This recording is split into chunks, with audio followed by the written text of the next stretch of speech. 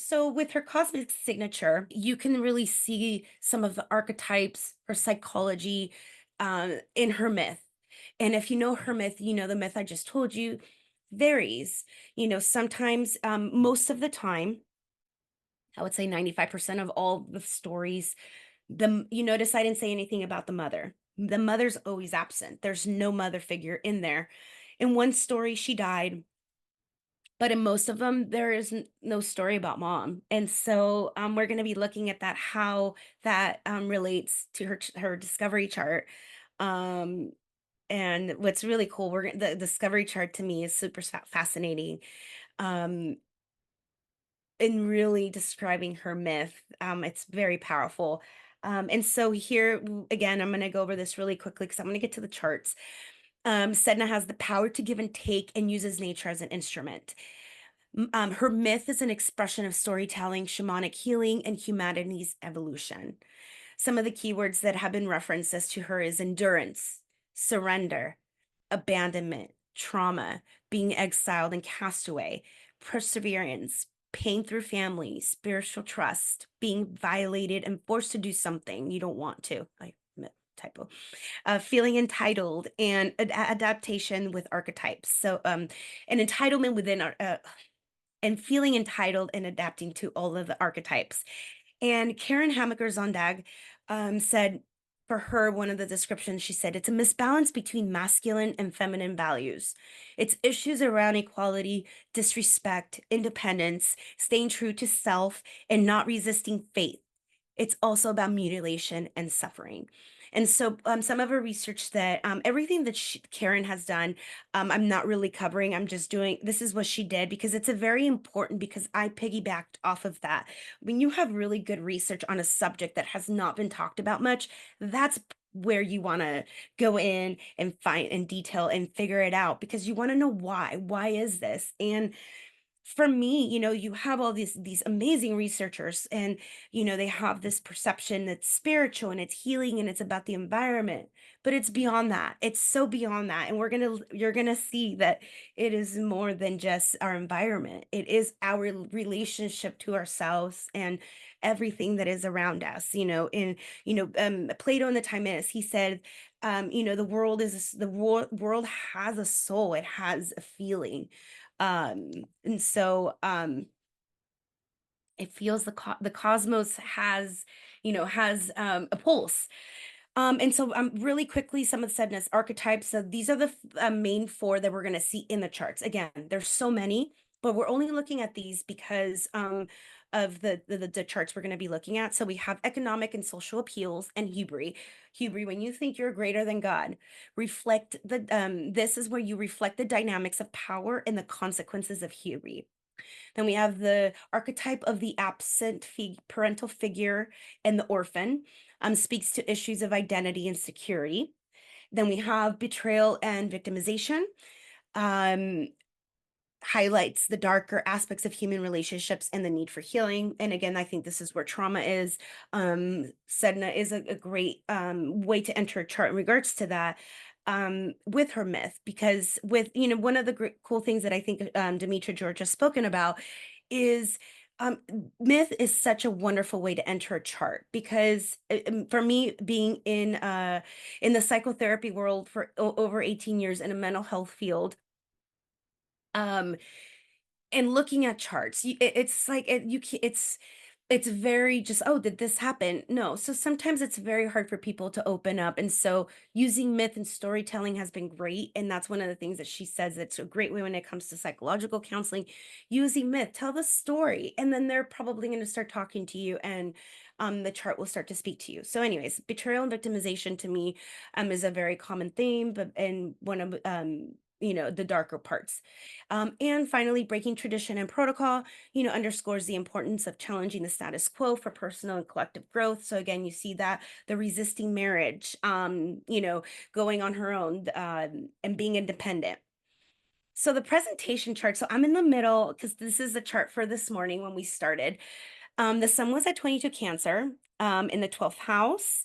And so if any of you guys attended Susan Chang's presentation yesterday, which was phenomenal, on the tarot and the decans, I was just so super fascinated because synchronicity, um, today's chart, we see it's in the third decan of Cancer, which represents the Four of Cups, and T. Chang refers to it as a serpent and the water journeys. And I think I just told you a story with a serpent in the water journeys. I just thought that was really interesting. And then we see Pluto in the seventh house, trine Sedna in the 11th of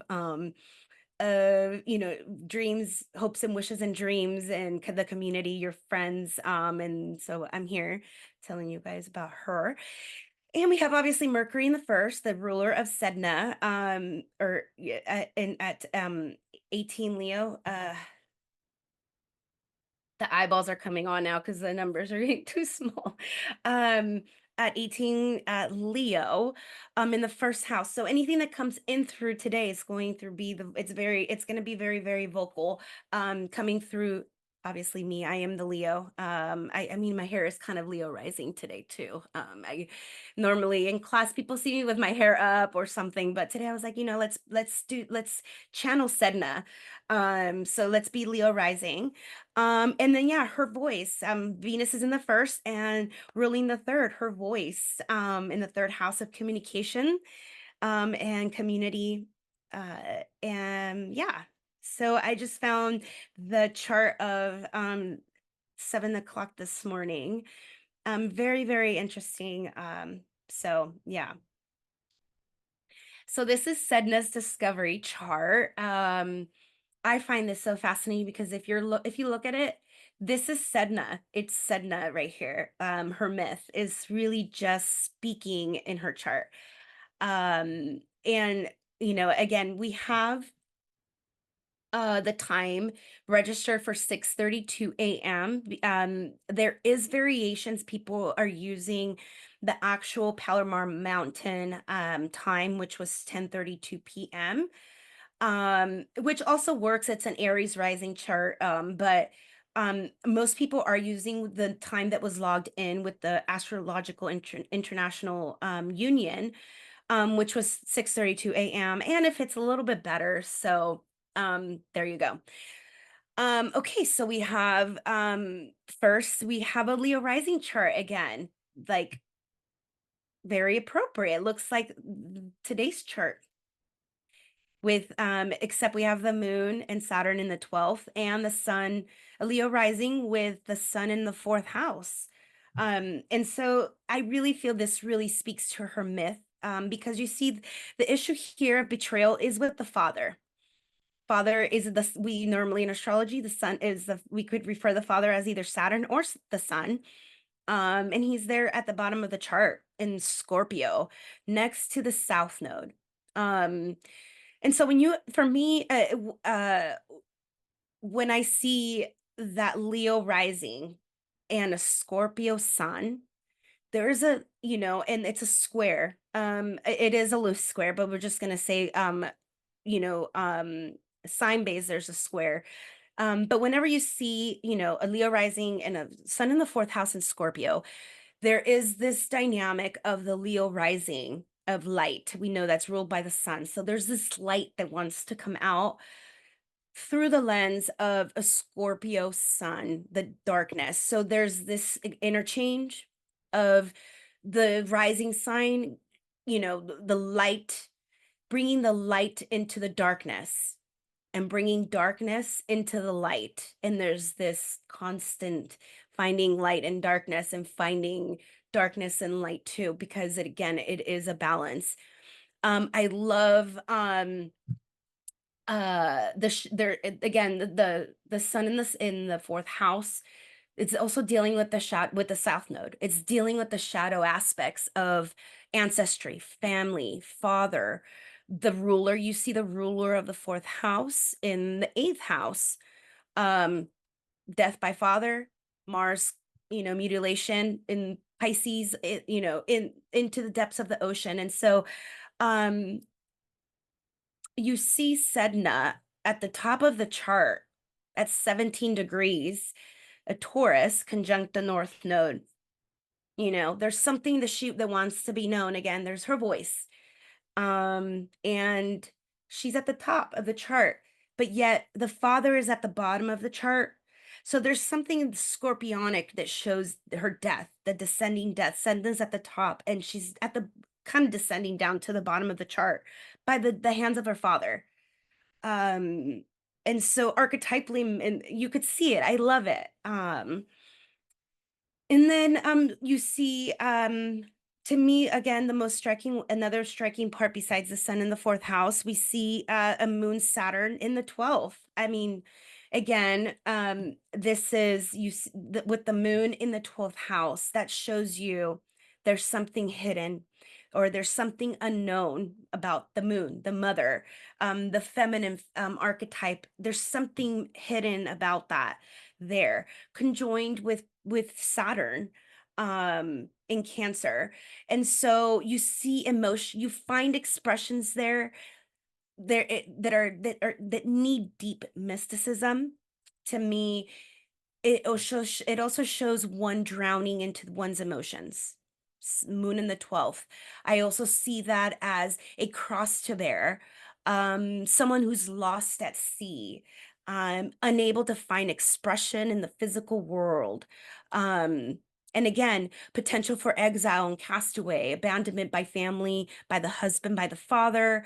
You see the family signifying by Cancer and the moon, and Saturn as well. Saturn also represents her husband, the ruler of the seventh house, which is Saturn in traditional astrology. I don't use outer planets for domicile rulers, I only use inners.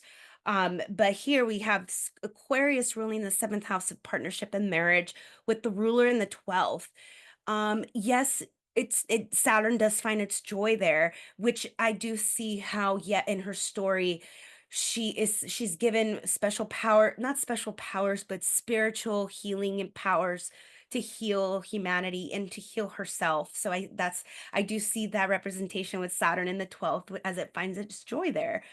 And it's really interesting that I'm a huge fixed star person. I will always name drop fixed stars.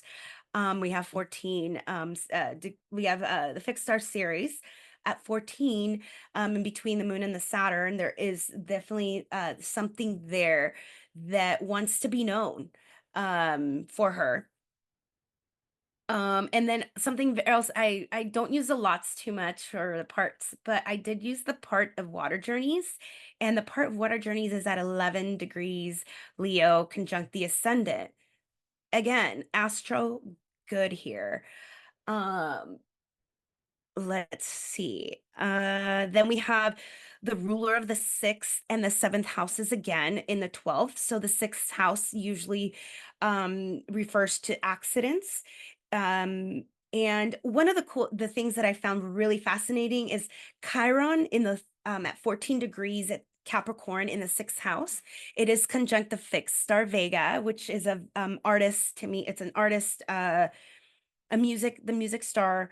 There is some caution there has to be between materialism to be aware. Um, and so again, the ruler of accidents in the 12th. But there's a trine with Sedna. And I think that that offers support for healing. And so Sedna has naturally been known to be very creative. And you can find healing in being creative. And when you're in the depths of the ocean, you have to be creative. I think so. Yeah, and then again, Neptune there, I think that's appropriate. Sedna trine Jupiter, this Sedna thing was very, very expansive. It was very over the top, her fault, being, you know, um thrown overboard, very, yeah, it is the planet of luck and expansion, but it can expand good things and it can expand bad things. So Jupiter's not just the planet of luck, it's the planet that makes things bad big too. Okay. And really quickly, so we can get to these other cool charts. And then one other thing, we talked about Chiron, Neptune, Venus. We see a Neptune Venus sextile, which equals deception. And then we also see, I left Ceres on there, Ceres in the 12th conjunct Moon and Saturn. And someone else that has been researching her is Jennifer Gell, who is also a mental health clinician. And she's pointed out Ceres in the 12th is, and I found this really interesting. So, oh gosh, I think it was Joseph Campbell who said this, either Joseph Campbell or James Hillman. Oh my gosh, I think it was Joseph Campbell, who said that one of the archetypes that we all have in common is Persephone, where Persephone doesn't matter if, the yin, the yang, female, masculine. We all have that archetype in us where we all live in this narcissist world with the flowers, daffodils, um and then suddenly something brings us down into the underworld, into the depths. Doesn't matter what it is. We've all gone through something that brings us to the depths of the underworld. And Persephone's mother is Ceres, which is Demeter. And so then Demeter goes into the underworld to rescue her. And so here in Sedna's myth, we know that there is no mom. And so mom in her story, Sedna, her mom Demeter, Ceres, cannot rescue her because the moon is in the 12th house in the hidden realms. So um, I I found that really uh, capturing. So again, there is this like kin to Demeter, to Ceres, and the mother figure, I think, in this. And then really quickly, lastly, there is a contra Antisha. I am a big contra Antisha and Antisha person. And we know that most of the people we talk about Antishas, but a lot of people don't talk about contra Antishas because it is more deeper. And why is there? Why there's no need? But when you're going through trauma or looking into the depths of charts, I think it's interesting because it is a secret of opposition. And here it's between um Pluto and Saturn. Is it Pluto and Saturn? I might have made a mistake. Uh Oh no, I didn't. And it's at 30 degrees 90. So in order for it to be an antisha or contra antisha, both degrees have to equal 30. Here we have about a 96-minute give and take. When it comes to birth charts, I always give and take a minute or two. I really do. I find it works. I have one in my chart and it just works phenomenally. So I'm like, yes. And so this one's really close. Obviously, with horary, we tend to not they tend the Tishas and contra Tishas tend to be a little bit more close together. So here with this, we see powers of intense discipline and endurance, the impulsive to bear down with concentrated force and pressure, and systematic self-exploration. Uh, so again, I have to talk about this because of yesterday's presentation with Susan T. Chang. So really quickly, we see the sun or the moon. I'm so sorry. We see the moon at 18 degrees of uh, of Cancer, which is in the second decan of Cancer, which we spoke about yesterday. So I pulled out my tarot cards, and the reason I did this, I'm like, I have to pull out this specific card deck, these two, because I felt like I love tarot. I don't practice tarot.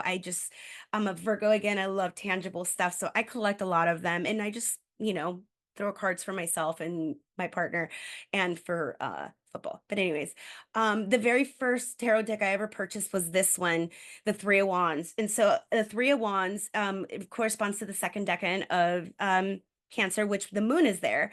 And this is the Three of Wands and then the Three Inspiration, which is the Three of Wands. Um, but you could see this beautiful lady on like with a beautiful dress and on top of the ocean. The Three of Wands, again, it gives agency and purpose. It's Sunday at sunrise. It's Sunday. For me, it was sunrise at the beginning of this presentation. So, Astro good. Um, and so this one's from the Chakra and Wisdom Tarot. This one's from the Muse Tarot. And Susan T. Chang also refers to this as straight up and fly right type of energy. And it again gives agency and purpose. And it's ruled by Mercury. Mercury ruled by the hands. So her fingers and hands, I mean, astro good, right? So this is the tarot decks that I have. So if anyone's interested, I just my first tarot deck I ever bought was that one. I got it at Ross, if anyone was curious. So Okay, so now we're going to start I'm going to talk really quickly about how we to use Sedna within the chart for delineation. And we're going to be looking at some charts. Um, and here, and so I am looking at the time, so I just want to make sure that we are um, on time. Because of our slow movement, we want to make sure conjunctions are best, period, when you're looking at a specific natal chart. Um, Planets, angles, houses are best. Angles, obviously, and planets. And other points like the ascendant, the descendant, the MC, the or the IC, and 3 degrees, especially when it's a slow moving planet. 3 degrees max. Very rarely I've gone over, but yeah, 3 degrees. Sedna retrograde or station, again, the most powerful and the most active in charts. So most half of us will have it retrograde. um, Noon charts are actually okay because of her slow movement. Obviously, I always take out the moon and the ascendant when I'm using a noon chart, which I have in a few of these charts, but it's still, you could still see her story and her voice. Sedna 28 and 29 degrees, you're going to find very, very often in some of these charts. Anaretic degrees, usually at 29 or 0. I count 28 because a lot of N degrees. These are degrees of fate, degrees of karma, very powerful for her voice. And we always want to look at the ruler of Sedna because of her slow movement. We want to look what aspects she's doing or she's making to other planets and her ruler. And obviously, what house? If you have the time, then throw in the house. Where? But you don't necessarily need to throw in the house. Just use the sign and use the concepts of that sign to delineate Sedna and where the ruler. Most of us, again, will have it in Taurus or Aries. So look at Venus and Mars. Really quickly, when Sedna was in Aries, traditional beliefs in power of the church were increasingly challenged.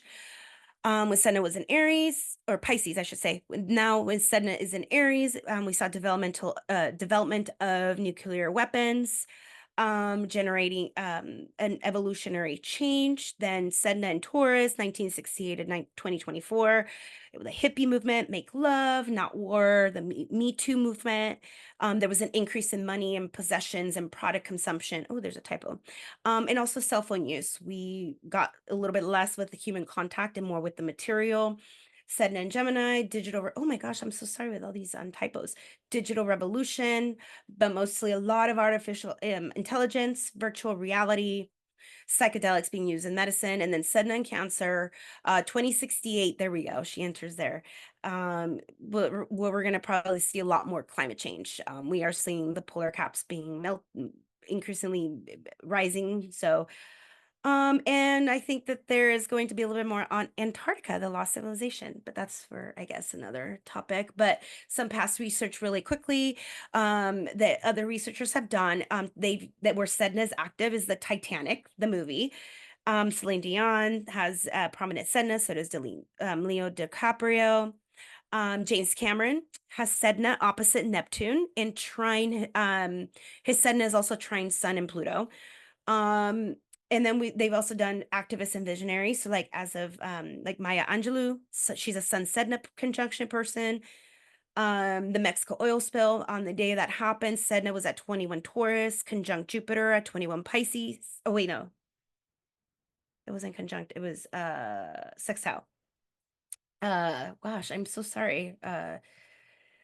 This is what happens when I change my presentation. And then lastly, artists and actors, Vincent van Gogh, Natalie Wood, who died supposedly drowned. She always knew she was going to drown. She had a prominent Sedna. She died in a boat accident. Okay, so sorry I'm speeding through this, but I really want to get to these charts. So Sedna in the oceans. So we all know about the submersible, and this is what grabbed me. So I forgot to tell you guys how Sedna came into my life, but really quickly, I was doing equine assisted psychotherapy using horses in psychotherapy, but I had an accident and injured my hand. um, with the horse, and I was not able to use my hand at all. The incident that happened should have not happened. My trainer injured her shoulder that day and needed the horse's exercise and lunge. So I very reluctantly told her yes after she not forced me, but she's like, let just do it. And so then this happened. So there was an element of hubris with that. Then a couple days later, we had a horse show. I went because I couldn't do anything. And it was a really hot day and didn't even realize that I asked her, hey, can you put my hair up? I can't, my hands, my fingers broken, which was like, I saw was living her myth. And I just sat there, I was like, oh my gosh.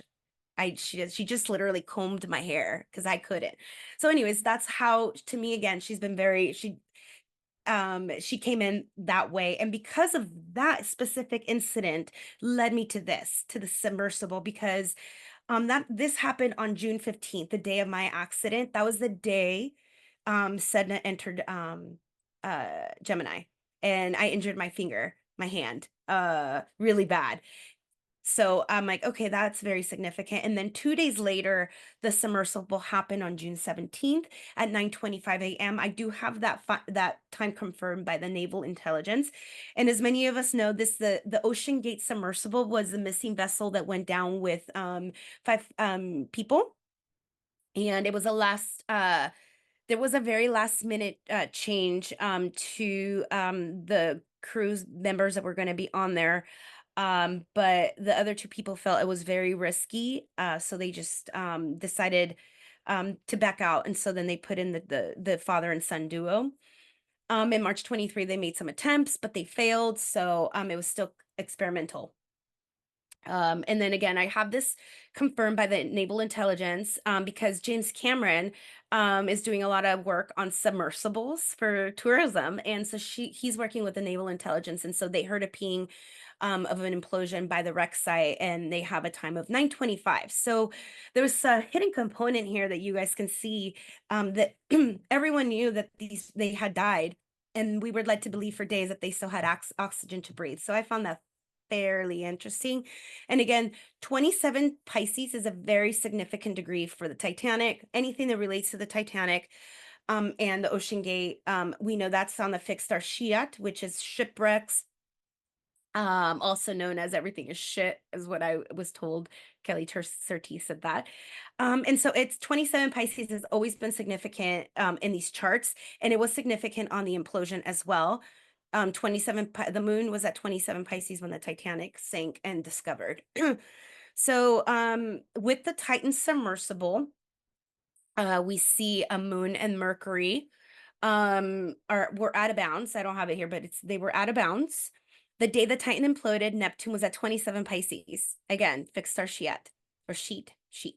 And so Neptune was square the sun. Again, sun square Neptune, like that's just you could see squares are in nature of Mars. And so you see that that taken down. The spirit, the domicile, the ruler of the chart, Leo rising, being taken down, the boat. The ascendant is where things come through. And yeah.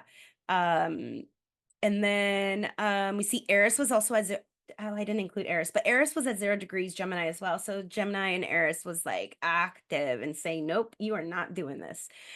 And Saturn stationed on Saturday, June 17th. So that was appropriate. There was a station. There's we're restructuring this. The submersible is not going to hold its structure. And there was another contract in Tisha. Did I not write it down? Yeah. So it's a secret of opposition between Pluto and Sedna. That's right. Pluto and Sedna. And they were within 6 minutes. 6 minutes. That's like that's 30 degrees, 6 minutes when you add them up. There was an unknown component, secret or hidden aspects brought forth more publicly. There was a disruption of some kind. And again, 27 Pisces was on the fixed star Shiat. And really quickly, again, like when my research, like I had a section just with Titanic, boats, blah, blah, blah. So I did charts for all these people, except PH Najale. If somebody wants to look, I forgot to look. I had it in my notes. Paul Henry PH Najale, he had gone down to the Titanic over 40 times. and was a friend of James Cameron, and he was in the implosion and passed away. So I forgot to put his info here. But Stockton Rush is the one who created the submersible. He has Sedna 27 degrees conjunct Aries, Venus. So he's an Aries person. So Venus, Sedna, trine Uranus. Go figure. Uranus explosions. His Mercury. One interesting that this is his wife, Wendy Rush, and Wendy Rush's great grandparents were Isidore and Ida Strauss. They were the wealthiest couple on the Titanic, and they owned Macy's.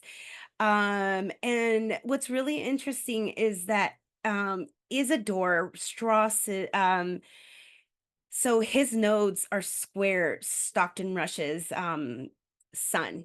And Stockton Rush's Mercury is also conjunct Isidore Sedna. So there's a correlation there, which I found really funny. And then Alan Estrada, a lot of you might not know who he is. He is a blogger from Mexico who I've been following for over 10 years, very long time. And I saw his video down to the Ocean Gate expedition back in 2021 when he has 4 videos, and it's in Spanish, but when he goes down to the submersible, it is in English, and you can see Stockton in there. You can see everything going on. And they got to they were the first expedition that actually got to see the Titanic. And so he has done a lot of interviews now after the implosion. And so again, I was following this guy who went down to the Ocean Gate, and I wasn't even studying. I wasn't really alert of her yet. And he's a sun Sedna with 2 degrees from the ascendant. And really quickly with Stockton Rush, one quote he said in an interview, and I heard it. He said, "You will only be remembered for the rules you break." This is just incredible. But contra antisocial. I apologize for my typos, you guys, here, but yeah, we have in 2018, Rush was called out by one of the safety engineers, and that it was not safe, and so he fired that guy. And so again, he cut corners, he promoted ties with aerospace giants and NASA, which were not even involved. They all denied. And so here you see Venus and Sedna with the sun at the top of the chart, and the ruler in the 9th house of long distance travel, so, or overseas travel. Okay, I'm going to move on. And so are we listening? I just want to see if we are all listening here, right? But actually, Sedna wants to know if you're listening. So the Titanic, again, I already went over that. We have the RMS Lusitania, which Sedna was conjunct Venus at Sedna was conjunct Venus. So yeah, there was a lot of loss again there. The Contra Concordia, that was the cruise ship that hit a rock, and the captain abandoned the ship and left all the passengers, unlike the Titanic. He abandoned ship. And so that one also, again, Sedna was at 22 Taurus, trine Mars at 22, and the moon was at 23, and the sun was at 23 as well. And we already spoke about the Titan Ocean Gate. Right now, there's about 200 active submersibles, 60 to 65 that are like subs that are actually in use. So, yeah, only 9 of them go down to the depth of the Titanic. And Stockton Rush thought that it was going to be okay with carbon plastics or whatever he used. Sedna and the tail of whale. So I want to leave a little bit of time for Q&A, but I do want to go through these charts, and in pure Medusa fashion and Mars Uranus, let's go. So Sedna and a tail of a whale. The original Shamu was the first killer whale to be intentionally captured from the wild and made part of a show. Sean Hargrove. And so again, I did a study on tail of a whale, and really quickly, these are people with significant and active Sednas. During SeaWorld opening, Sedna was at 28 degrees. There we have that 28 degrees again in the 11th, and it was a Gemini rising chart. And SeaWorld was originally just supposed to be an underwater restaurant, and it ended up becoming a fishbowl. And then we have the Shamu attack with Dawn Laverde. And I'm going to look at her chart right now. And then the movie Free Willy, I'm not sure if you guys remember, and the Blackfish movie, there's significant Sedna activation on there. The South Node was Venus, the ruler of Sedna, was in Gemini. So again, um, the South Node is about releasing. Mercury was retrograde, which is all about revisiting, revising. So releasing the whales into the ocean, and Blackfish, let's revisit, let's redo this whole killer whale thing. And Lolita has been in a fishbowl since 1970, or I mean 1980. She did have a partner in there in 1970, but he died in 1980. And finally, there was a huge activation, people protesting the release of Lolita. But she unfortunately died last year on August 18th. Sedna had just entered Gemini. And again, SeaWorld's natal Sedna was at 28 Aries, and the day Lolita died, the North Node was at 28 Aries. So I felt again there is some sort of like fate here. Again, Sedna's voice is saying something, I believe. And so really quickly, we have Dawn here. This is the chart when she died. She died on February 14th by the largest whale. And one of the significant things is that she was pulled from her left arm and she was dragged in the middle of the show. Everyone saw this, and she was dragged into water really quickly by the whale and drowned her. Mars was retrograde at 1 Leo, and it was square her natal Sedna at 0 Taurus. Transiting Chiron and Neptune were at 26 Aquarius, sextiling the Sun and Saturn. So yeah, we need to not intervene with nature so much. So that was that. And then I have to include this chart. But yes, so every single thing I touch becomes sick with sadness because it's all over now. It's all out to sea. Bigger Than the Whole Sky by Taylor Allison Swift. I'm sorry if you're not a fan of her. Do you guys see a significance here? Like a little and then ah. So I'm sorry if you're not a Taylor Swift fan, but I am, and I will always include a chart with her. I've done a very extensive deep dive on her re-records. I have every single date available when her masters were stolen, when this was done with Kim K, everything with Kanye. Um, and Sedna has been very active. And again, you can really, I feel Taylor is a perfect example of Sedna's signature of perseverance and surrendering, underscoring the importance of challenging the status quo for personal growth and collective. So we know her masters were stolen, her music was stolen, and that's been her biggest battle. And she wrote a story. She wrote a story. She wrote a song called "My Tears Ricochet," and it's about Scooter Braun. Scooter Braun is the was her manager who stole her masters, bought him. We're saying stolen because they were. She was never made aware or given a chance to buy them. But anyways, I digress. And so if any of you guys have watched the Long Pond sessions on the Disney Plus channel for the Folklore album, she talks about every single song and what it means. And she talked about My Tears Ricochet, and we all know it's about Scooter Braun. It's not about love. So this is what she said. And this is like paraphrased, so bear with me. This song is about what we do after the thing happened to us. It's when bad things happen to us, something you felt was unfair or screwed up. This song is when the hero's greatest nemesis becomes the villain that used to be his best friend. My Tears Ricochet is a song about karma, greed, about when someone can be your companion, your best friend, someone you love and you most trusted person in your life, and they can go and become your worst enemy. And so what's really fascinating is I have this link here. I'm not sure if I can click. I'm not going to click on it because it's because of copyright issues, but you can click on it or go on my Instagram, Erica Luna Moon. And I did a video compilation of this specific video from her Eras tour on My Tears Ricochet. And it is the most Sedna performance. You could see it. My focus is not really on Taylor. It's on the background. And in that video, you can see her. You could see it right here. We're going to look at her chart. So you see the picture in the middle here. That's actually the performance of My Tears Ricochet. So you could see a tear coming down, and then the tear falls into the ocean, and then it turns into her sinking at the bottom of the ocean. Then you can see the ship starting to go into a swirlpool and go into the depths of the ocean. Next thing you see is her looking up from her perspective as if she's in the depths of the ocean looking at the sky, and then you just see her on the floor. And that's what's going on in the background as she's singing My Tears Ricochet. It is so Sedna.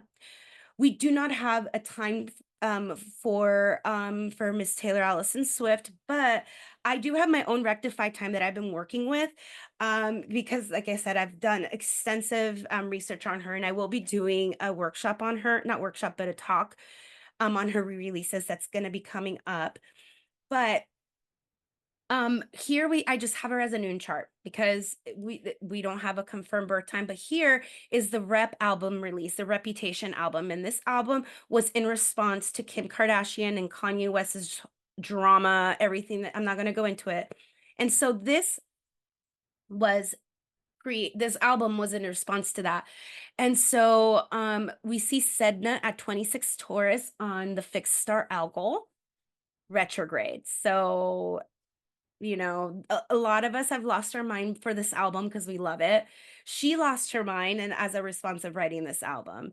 And everyone right now at the moment, this is the album everybody's anticipating for Taylor's versions for her re-records. So 26 Taurus is an important uh degree when it comes to Taylor. You'll see right now, here we have the ascendant at 28 degrees. Leo conjunct the fixed star regulars. There's a fall from grace when it comes to this album. It was the only one not nominated for a Grammy, by the way. And so here we see when it comes to like her re-records in this album and her battle between her voice speaks to issues of her identity and her security that was taken from her. The response to this album is they really just they killed her is what they said, because why? Because she's dead, so that's part of one of her songs. And so she has been going through a huge rebirth and transformation. And so again, themes of betrayal and victimization here, and breaking tradition and protocol, by her re-recording everything. She is breaking tradition and protocol. And so here is the inner chart. We have a noon chart for Taylor, and then the album re-release on the outer wheel. And we see reputation, we see transiting Uranus is when we're comparing the Rep album and Taylor's album, we see transiting Uranus is again at 26 Taurus, and then we see Taylor's natal Mars at 26 Scorpio. Again, it doesn't matter which house, we're just looking at that dynamic between Mars and Uranus. Kind of like this energy today. Then we see where did I see?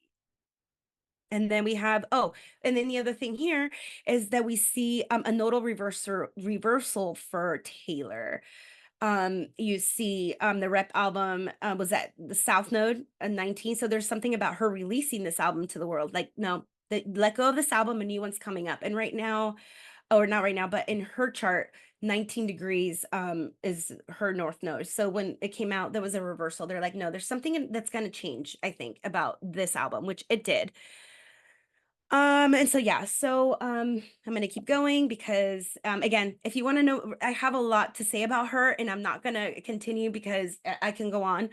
But that will be for another day. If you join, just follow me on Instagram or whatever. And again, I did all these charts and on music and pop, and one of the important things that I did find, so I believe it was Minnesota, the governor there made the Taylor Swift law for the Ticketmaster. And I found it so fascinating when they announced it. And I was like, oh, timestamp, let's see. And it was Sedna and Jupiter were conjunct at 0 degrees Gemini. Fabulous. Whitney Houston has Sedna at 29 degrees. Again, she died drowning. Obviously, we know that. Transiting Saturn was retrograde at 29 Libra. So that was opposite her natal Sedna. And then transiting Sedna was at 22 Taurus, square the sun at 22 Aquarius. So yeah. And her daughter also has Sedna even more so prominent than Whitney Houston. Again, another time. And then Tiffany Haddish. We do have a time for her. I think it's an A rating. But her father left her mother when she died of a brain aneurysm and grew up in foster care.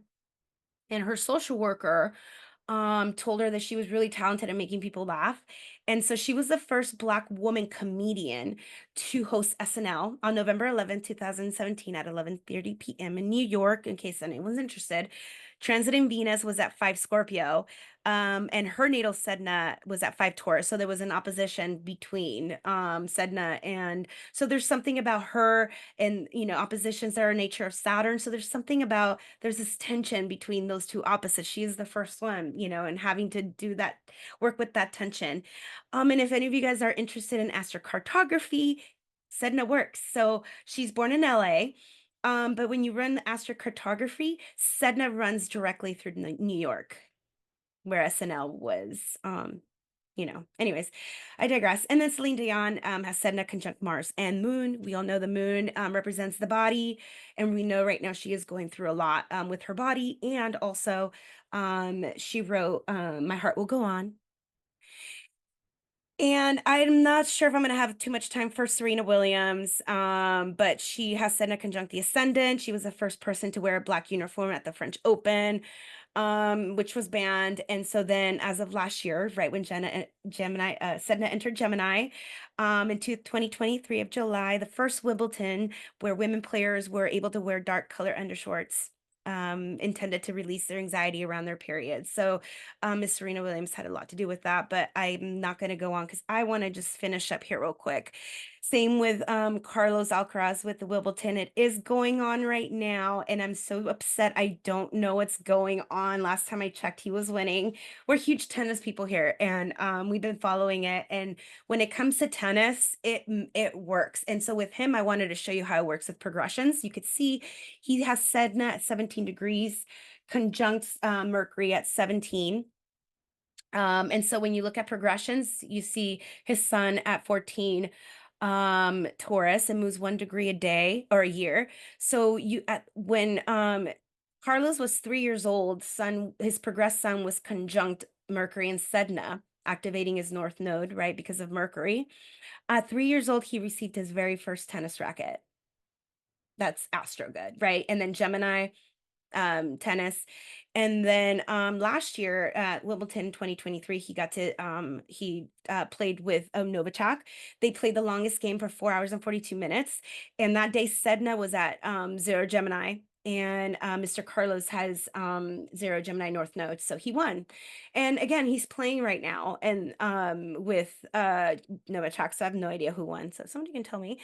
And again, this is about breaking tradition, challenging the status quo for personal growth. He was the youngest player to win. There's like a changing in guards when it comes to tennis. So, and then very lastly, the WNBA. Caitlin Clark is probably one of the best women players. She can shoot a basketball court from halfway down the court. She is so freaking amazing. I love her.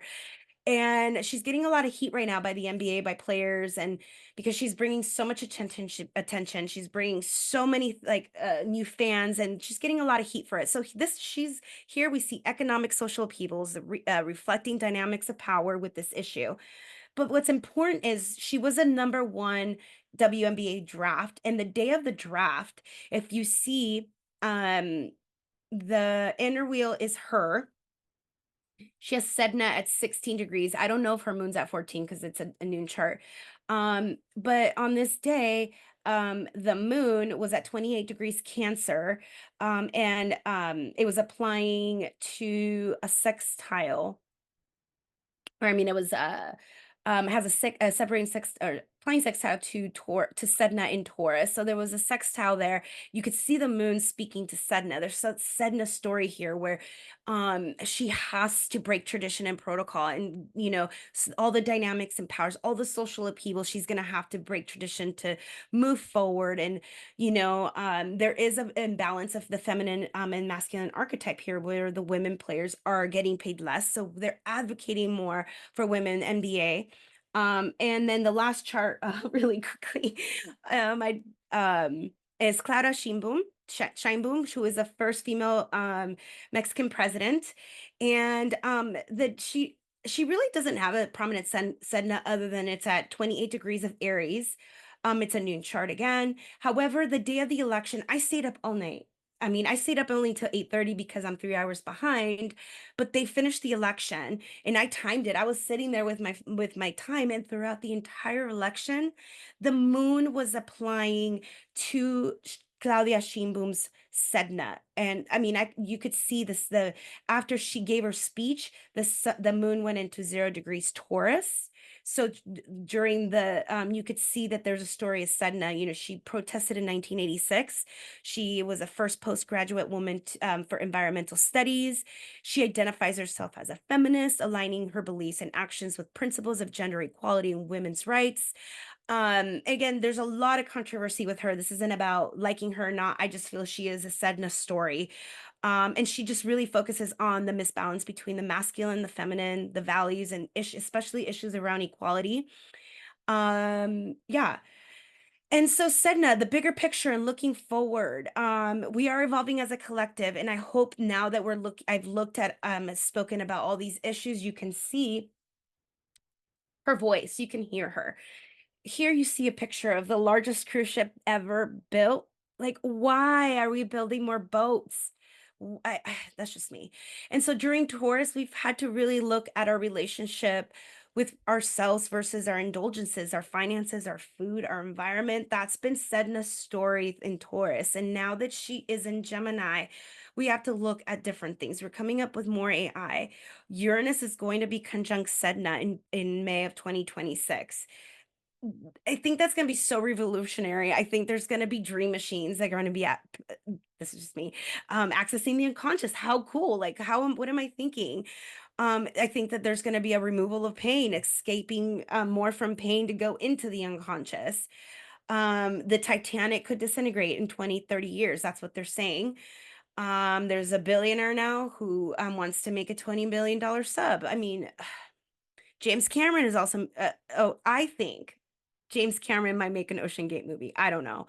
And in Japan, they've opened their first virtual 360-degree room with AI produced art where you can see and feel like you're in the ocean, and there's a orca room. And the Iceland, the volcano in Iceland, that's very active with Sedna. And I think we're going to see a lot of discoveries in Antarctica. We had the Admiral Byrd, Richard Evelyn Byrd, from 1888, who was a polar explorer, who stated that the number one place for technological research is going to be Antarctica.